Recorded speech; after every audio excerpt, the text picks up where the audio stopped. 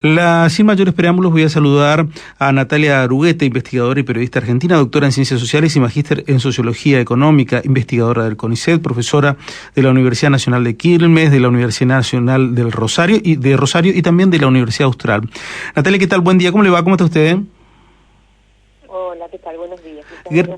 Gracias por atendernos. La verdad que nos interesó mucho este libro que ha lanzado con Ernesto Calvo, que habla nosotros contra ellos, pero en particular en un momento tan especial, el cual se habla de las redes sociales. Bueno, permanentemente hablamos de las redes sociales, pero ¿cómo uno tiene que visualizar al contexto de las redes sociales? Digo porque en este momento de discusión política, porque es nada más la etapa del año, pero permanentemente es como que no se le da la total entidad, como que muchas veces se mira como que si fuera un juego, como que si fuera una realidad paralela. ¿Cómo lo observan ustedes a través de este trabajo que han realizado? ¿Una realidad paralela te referís a las redes sociales? Sí, sí, sí. En realidad, a mí me parece que uno de los errores que hay, más allá de pensarlo como una realidad paralela, es distinguir dentro de las construcciones que hacemos de los discursos y cómo circulamos discursos y cómo interactuamos con los discursos.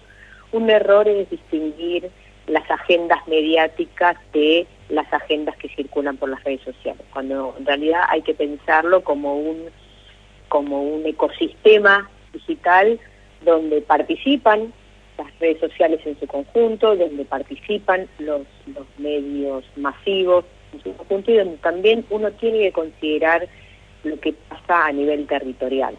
Entonces es difícil distinguir estos espacios y creer que por sí mismos traccionan la discursividad alrededor de los eventos, ¿no? Tanto en campañas electorales como en otro tipo de eventos críticos, porque se suele pensar que con contratar una consultoría que tenga buen manejo de las redes sociales y que puede contratar y comprar rápidamente muchas cuentas de influencers o de bots, con eso se gana una campaña. Y lo cierto es que eso no ocurre. Hay que integrar todos estos ámbitos y ver cómo traccionan unos y otros para poder generar una mirada, una perspectiva alrededor de los eventos. En ese contexto me quedaba pensando en algo que escuché de un dirigente político esta semana, que me decía, bueno, Milei entró por el lado del TikTok porque la gente lo miró en TikTok, como diciendo, uno está en una red social, logra un poquito de atención y la gente ya te sigue. ¿Esa lógica es la que corresponde? Me parece que pensarlo así es profundamente insuficiente, más allá de que claramente uno reconoce que la detección que tuvo Milei de cómo distribuir distintos tipos de discursos por distintas plataformas estuvo muy bien pensada, no solamente por eso, sino porque él logró capturar determinado público, ¿no? que es mayoritariamente sus votantes, que son quienes están más digitalizados, más interesados en la búsqueda de información por estos espacios. No sé, hay, por ejemplo, entre los votantes de Milei, él tiene una mayoría de hombres, una diferencia respecto de la cantidad de hombres y de varones y de mujeres que votaron por esa opción. Es tan enorme que nunca se había visto esa diferencia, es una diferencia de más de 10 puntos de varones y mujeres que son votantes de Milei, y si uno mira cómo se consume información, cómo se consume contenidos digitales, también hay una brecha importante entre varones y mujeres. Me refiero a consumos digitales sobre todo noticiosos. Hay una brecha importante entre varones y mujeres, también hay una brecha respecto de la rapidez con la que los jóvenes consumen contenido en relación con las personas adultas. Entonces, uno no puede desconocer que la dimensión comunicacional tuvo mucha fuerza en el caso de mi país. Ahora, yo no creo que haya sido eso lo que le haya llevado a Milei a ganar, sino que precisamente gran parte de esa audiencia, que lo miramos desde la dimensión comunicacional, o gran parte de esos votantes, si lo miramos desde lo meramente electoral, coinciden en una preocupación, en un hartazgo respecto de lo que viene siendo la oferta política por parte de los partidos tradicionales, ¿no? Uh-huh. En este libro, en este último trabajo tuyo con Ernesto Calvo, hablan sobre la polarización afectiva. No quiero ahondar mucho para no spoilear el libro, pero ¿qué es la polarización afectiva? Si podés darnos una explicación como para después poder adentrarnos en el libro. Nosotros, uno de los planteos fuertes que hacemos en el libro, pero que ya lo venimos haciendo hace un tiempo en varias publicaciones, que también lo hemos planteado en el libro anterior, que es Fake News, Trolls y otros encantos, es que el comportamiento político de las personas, y hago una digresión, comportamiento político no es solamente el voto, o no es solamente participar o militar en un partido político, sino que tiene que ver con todo lo que hacemos en la vida, incluso cómo nos comunicamos y nuestras reacciones en redes sociales. Entonces digo, nuestro comportamiento político se conforma de manera complementaria y convergente de la dimensión más instrumental o de política pública y también de la dimensión más expresiva y afectiva. Esto no quiere decir que si nosotros tomamos decisiones movidos por el afecto, eso excluya la dimensión política. Hay una convergencia aquí. Entonces uno podría decir, por ejemplo, como para responder a muchos agoreros que plantearon, bueno, el voto a Milei es un voto emocional e irracional. Nosotros creemos que para nada es así, más allá de nuestra concepción sobre Milei. O sea, uno podría preguntar al votante, ¿a quién jamás votarías? Y eso también tiene que ver con una dimensión antipartidista, pero que tiene que ver con la identificación partidaria. Eso lo dejo por un momento afuera. Ahora, si nosotros pensáramos, bueno, aquellos por ahí indecisos que pueden variar de partido a partido según elecciones, que en algún momento votaron a Macri y después volvieron a votar a Alberto Fernández en la última elección, ¿por qué ahora habrían votado a Milei? Bueno, porque muchos dicen, tienen bronca, están hastiados. Eso los vuelve más irracional. De ninguna manera, porque pueden perfectamente saber qué cosas les da bronca, cuáles son las políticas públicas que no les dieron respuesta, cuáles son las cuestiones que les siguen faltando en la política, el bicoalicionismo que vinimos teniendo hasta ahora no les ha dado respuesta. Entonces ahí uno puede mostrar cómo determinados eventos, determinados dirigentes, determinadas propuestas políticas pueden generar emociones y al mismo tiempo esas emociones están perfectamente argumentadas y racionalmente argumentadas. Entonces, lo que nosotros planteamos es, no se puede obviar la cuestión más afectiva dentro de la política pensando que solamente nos movemos como seres racionales, porque eso no es así. Ahora, cuando uno busca intentar perfeccionarse, especialmente en cuestiones de comunicación política, una de las primeras cosas, y en campañas políticas, una de las primeras cosas que le dicen es que el voto es una emoción, es la expresión de una emoción. Y es como que cierto sector quiere renegar de la emoción que puede llegar a causar o impulsar el voto. El voto es un poco todo, o sea, algo que conversábamos con Ernesto al día siguiente de la votación es, bueno, ¿cómo saber qué porcentaje del voto a Milei fue más emocional y qué otro porcentaje fue más racional? ¿Y qué porcentaje fue más por bronca y qué porcentaje fue más por esperanza de una nueva alternativa? ¿Cómo saber el porcentaje de lo racional, de lo emocional? Pasan muchas cosas, no es posible diseccionar la decisión de voto para decir, bueno, esto fue más emocional. Es más, una cosa que nosotros observábamos allí es que como una gran mayoría de los y las consultoras, de los y los expertos, no pudieron prever esto, lo que se hizo al día siguiente de la votación es buscar explicaciones que se pretendían como preventivas, pero que en realidad eran tomadas con el diario del lunes, y que esas supuestas explicaciones preventivas que se tomaban a posteriori, lo que hacían era clasificar, cualificar, distinguir de manera excluyente a unos y otros, y esto me parece absolutamente insuficiente y hasta peyorativo, porque lo que se fue a decir, lo que se empezó a decir es, bueno, el voto a cualquiera. Esto lo quiero decir con respecto a todos los que votaron, a quien fuere.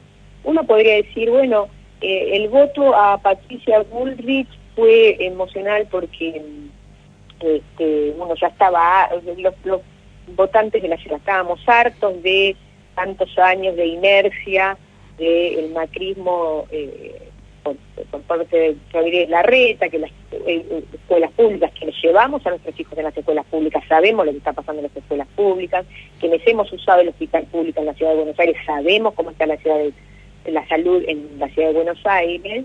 Entonces podríamos haber dicho, bueno, ya estamos hartos de esto, votamos a Patricia Bullrich, que no fue mi caso, quiero aclarar, votamos a Patricia Bullrich porque estamos hartos de la gestión macrista inercial en la ciudad de Buenos Aires. El hartazgo es una emoción, se puede explicar perfectamente el voto, pero puede no explicarlo de manera excluyente. O sea, para responder tu primera pregunta, yo estoy absolutamente en desacuerdo con suponer que las emociones son excluyentes de los argumentos para votar. Y además, la pasión en la política, hay una autora que estoy leyendo actualmente, que es brillante su trabajo, también publicó un libro muy breve en siglo XXI que se llama El poder de los afectos en la política. Y el argumento central de Chantal Mouffe, que es la viuda de Ernesto Laclau, el argumento central de ella es: nosotros no podemos despreciar y dejar de considerar las pasiones en la política, las pasiones en las identificaciones políticas, y un error garrafal que ha hecho la izquierda en todo este tiempo es querer racionalizar la identificación partidaria a más no poder, desconociendo estos aspectos. Y la principal consecuencia negativa de esto es que los populismos de derecha han podido absorber y vehiculizar estas pasiones y llevárselas para su terreno, porque no las despreciaron. Entonces me parece que ese es un problema cuando hablamos desde una supuesta racionalidad de las emociones del otro. Porque una última cosa que quiero decir, que me parece la más importante de todas: quienes desprecian el voto que no fue propio, diciendo este fue un voto apasionado, emocional e irracional, ¿desde qué lugar están hablando si no desde la bronca? Sí. Tengo mucha bronca de estas. Yo, Natalia Rubetti, tengo mucha bronca por el resultado de estas elecciones. Tengo mucho miedo por mis hijos por el resultado de estas elecciones. Tengo mucha incertidumbre por mi propio lugar de trabajo. Llevo 15 años estudiando hasta los domingos para poder formarme, para poder formar y aportar a esta sociedad. Yo tengo miedo por mí misma. ¿Cómo podría pensar que mis temores, mis angustias y mi bronca son irracionales? Sí. De ninguna manera lo pienso.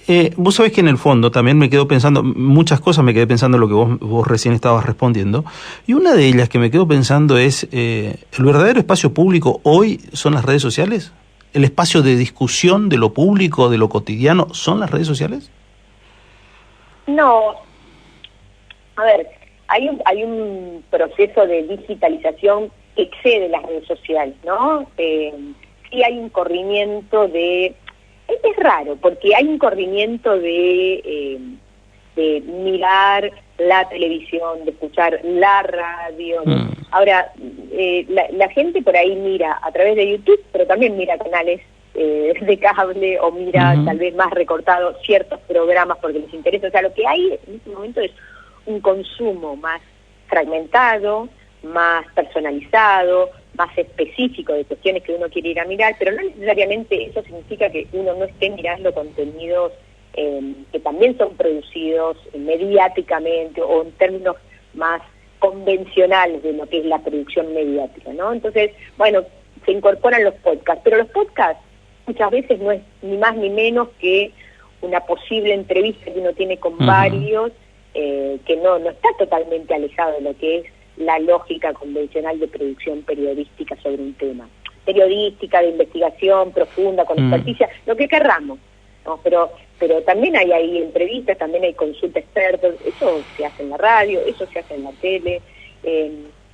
Por ahí lo que hay es no siempre ni necesariamente una relación muy activa con la información, pero sí es cierto que uno tiene más posibilidades y tendencias a contrastar información, ¿no? Entonces, muchas veces uno ve algo en redes sociales o se lo mandaron por WhatsApp y como puso muy en la agenda la preocupación por la falsedad de las informaciones, hay una cierta tendencia a que uno chequee con alguna otra fuente eso que está viendo, lo cual no garantiza que pueda chequear y llegar a un buen resultado.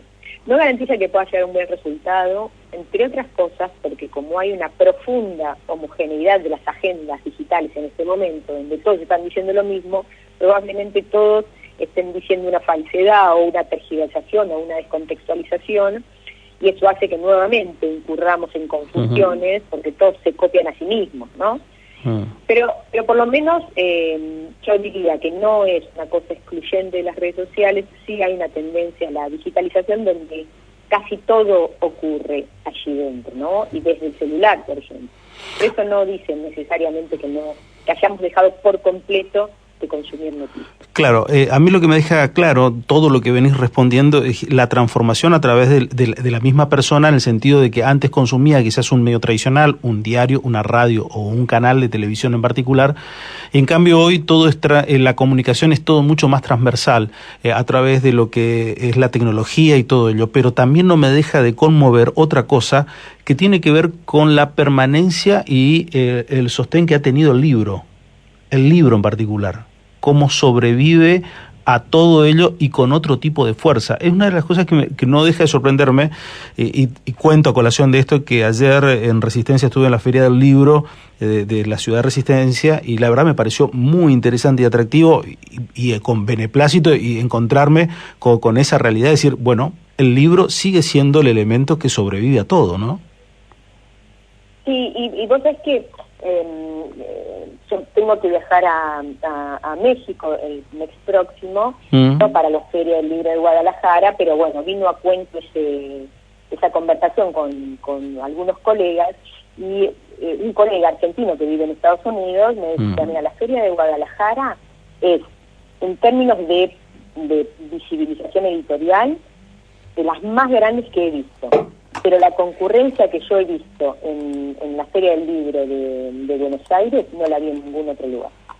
Entonces también hay algo que tiene que ver con mantener, no quiero con esto mitificar, porque la verdad que se lee poco, se lee rápido, se lee corto, no quiero tampoco mitificar, y se vende poco libro papel, eso también es cierto.